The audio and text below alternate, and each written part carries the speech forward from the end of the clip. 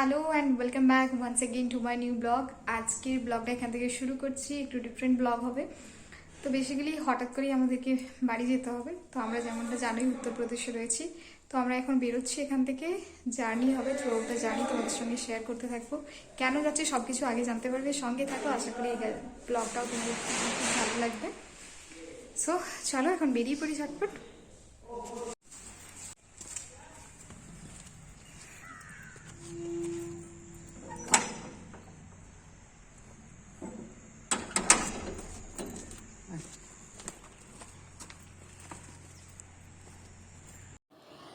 আমরা যেখানে থাকি উত্তরপ্রদেশে, সেখান থেকে আমরা বাইকে করে আসলাম গোন্ডা। আর এই গোন্ডাতে আমরা বাসে উঠলাম। এখান থেকে আমরা যাব অযোধ্যা। আর এটা হচ্ছে এখানকার গভর্নমেন্ট নর্মাল বাস। অযোধ্যা আমাদেরকে পৌঁছে দেবে বাসটা 8:30 অ্যারাউন্ড। দেখতে দেখতে প্রায় গোন্ডা থেকে 60 কিলোমিটারের জার্নি শেষ করে আমরা এখন রয়েছি সরজু নদীর ওপরের যে ব্রিজটা, সেটার ওপরে। ঠিক এখান থেকে 1 কিলোমিটার দূরেই হচ্ছে অযোধ্যা। অযোধ্যা খুব ছোট্ট একটা সিটি, আর এটা হচ্ছে মেন বাস স্ট্যান্ড, যেখানে সমস্ত বাসগুলো কিন্তু নামিয়ে দেয়।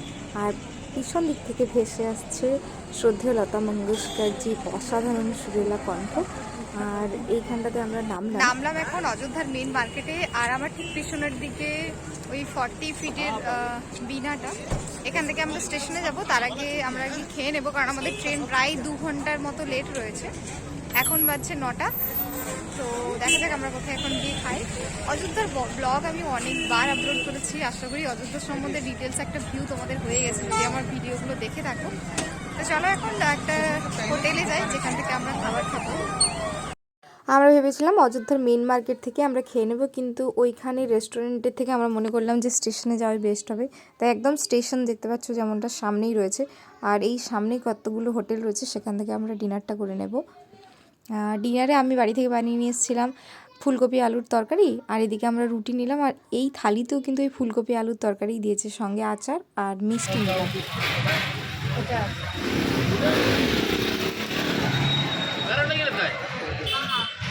জাস্ট ডিনার করলাম, ডিনার করে আসার পর এখন চা খেতে ইচ্ছা করলো, ভীষণ ঠান্ডা এখানে। চা খেতে খেতে কিছুটা টাইম আমরা এখানেই কাটালাম, কারণ ট্রেন অনেক লেট। ওখান থেকে চা খেয়ে আমরা এখন পৌঁছলাম অযোধ্যা স্টেশনে। আর আমাদের ট্রেন এখনও 1 ঘন্টা দেরিতে আসবে। তো স্টেশনটাকে একদম নতুনভাবে এখানটা ডেকোরেট করা আছে, সেটা তোমাদেরকে একবার ঘুরে দেখাচ্ছি। দেখো, আর মাত্র 1 বছরের মধ্যেই কিন্তু আমাদের দীর্ঘ প্রতীক্ষার রাম মন্দির ওপেন হয়ে যাবে। আর সেই জন্য কিন্তু শুধুমাত্র অযোধ্যা ওই মন্দিরেই নয়, অযোধ্যা পুরো সিটির সঙ্গে এই রেল স্টেশনটা কিন্তু একদম নতুনভাবে সাজিয়ে তুলছে গভর্নমেন্টের তরফ থেকে। যেমনটা দেখতে পাচ্ছ, আমরা আগে যখন 1 বছর আগে এই স্টেশনে প্রথম আসলাম, তার যে স্ট্রাকচার ছিল আর এখন সেটা হিউজ পরিবর্তন হয়েছে।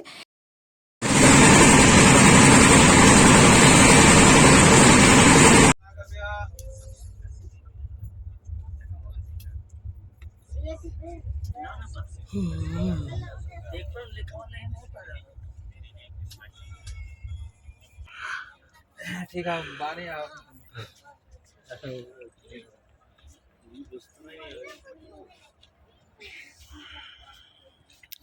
বনির সিট পড়েছিল হচ্ছে সাইড আপার, আমারও ছিল সাইড আপার, তৎকাল কেটেছিলাম।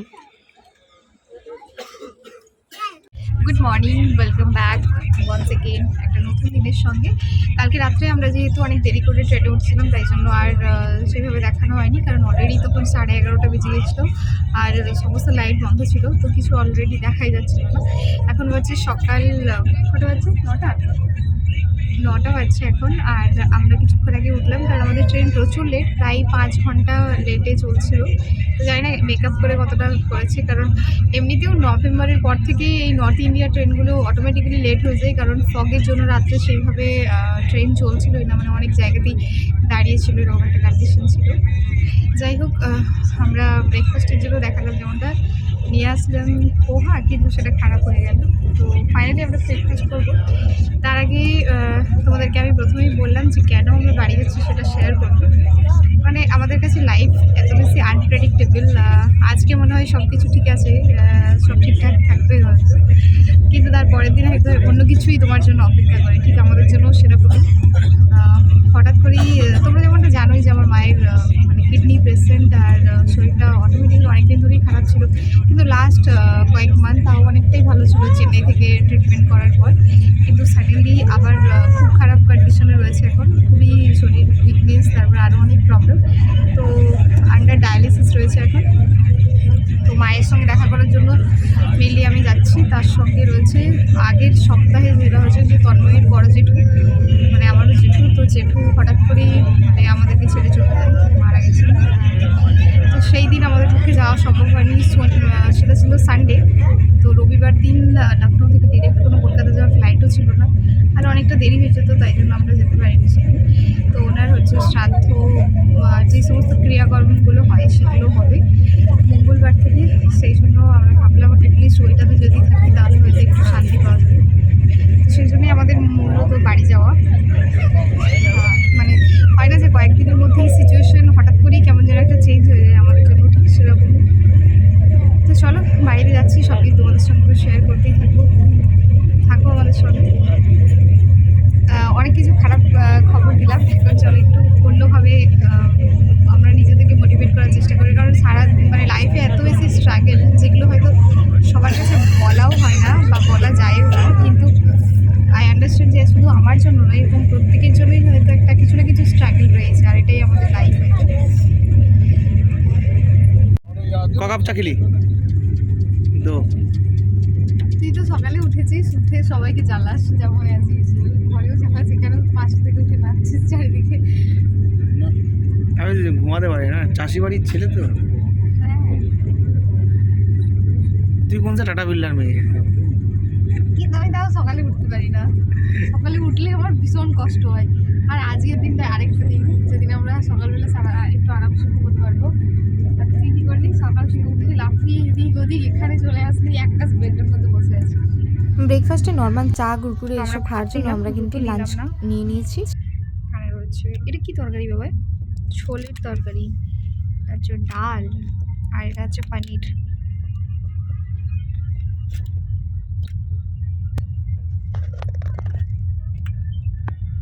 চামচ একটা দিয়েছে।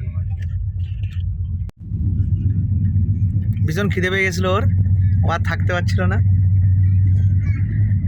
ভীষণ লেট বল ট্রেন। 120 টাকা প্লেট এটা। ভালো হয়েছে খাবার? হ্যাঁ মোটামুটি ট্রেনে যেমন হয় এর থেকে ভালো এক্সপেক্ট করা যায় না। আমার বরাবরই জার্নি করতে খুব ভালো লাগে। এটা একটা সবসময় নতুন অভিজ্ঞতা দেয়, একটা নতুন মানুষজনের সঙ্গে দেখা হওয়া, কথা হওয়া, একটা নতুন জিনিস সম্বন্ধে জানা। তাই জন্য আমি যখনই জার্নি করি যতটা সম্ভব চেষ্টা করি যে বাইরে কি রয়েছে, আমি কোথায় রয়েছি, সেই সমস্ত এরিয়াটাকে একটু ডিটেলসে দেখার। আর যদি সেটা একদম সাইডের এই জানালাটা পাওয়া যায় তাহলে তো একদম সোনায় সোহাগা। गया और गया, गया बोले तो गया, इट्स আমাদের ট্রেন गया। এখন ক্রস করছে গয়া স্টেশন। আর গয়া স্টেশনটা তন্ময় কোনোদিন ঠিক করে বলতে পারে না। যাই হোক, গয়া স্টেশনের পরে এটা হচ্ছে ফল্গু নদী। মনে আছে তো সেই সীতামায়ের অভিশাপের কথা? কথিত রয়েছে যে দশরথ রাজার মৃত্যু হওয়ার পর সীতামা কিন্তু তার শ্বশুরমশাইয়ের শ্রাদ্ধ করেছিলেন এবং তখন তিনি বনবাসে ছিলেন।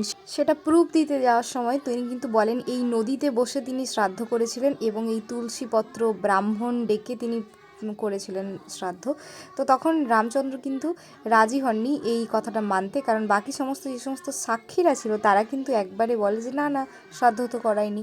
আর সেই জন্যই সীতামা অভিশাপ দেয় এই নদীতে যে এই নদী থাকবে কিন্তু এই নদীর ওপরে জল কোনো দিন প্রবাহিত হবে না। এখন বাজছে 3:16 আর এতক্ষণে ট্রেনটা এসে পৌঁছলো ধানবাদে। আর আমাদের ট্রেনের অ্যাকচুয়াল টাইম ছিল 10টার সময়।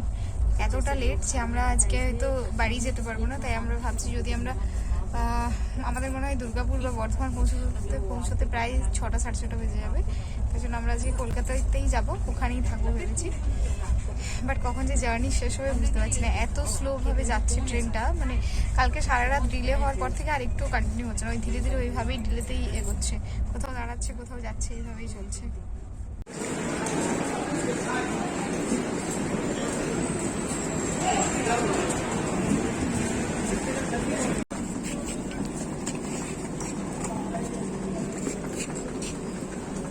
কটা বাজছে এখন? এখন এখন বাজছে 8:12। আমরা দক্ষিণেশ্বরে এসে পৌঁছালাম। কলকাতা অবধি আমরা যাচ্ছি না, যেহেতু আমাদেরকে দমদম যেতে হবে, তাই জন্য আমরা এখানেই নামলাম। এখান থেকে আমরা তাড়াতাড়ি চলে যাবো। মানে একটা হেক্টিক জার্নি। এমনিতেও আমি জানতাম যে এই নভেম্বর ডিসেম্বরে বা জানুয়ারিতে এই নর্থ ইন্ডিয়ার ট্রেনগুলো লেট হয়, বাট আজকে তো হিউজ লেট এই ট্রেনটা। যতই শরীর পরিশ্রান্ত কিংবা ক্লান্ত থাকুক না কেন, নিজের জায়গাতে এসে আলাদাই একটা চার্ম পেয়ে যায়। আর ঠিক সেরকম অবস্থা আমাদেরও। অনেক দিন পর আমরা কলকাতাতে আসলাম, আর নিজের শহরের নিঃশ্বাস নেওয়ার যে ভালো লাগাটা, সেটা হয়তো কথায় বা ভাষায় প্রকাশ করা সম্ভব নয়।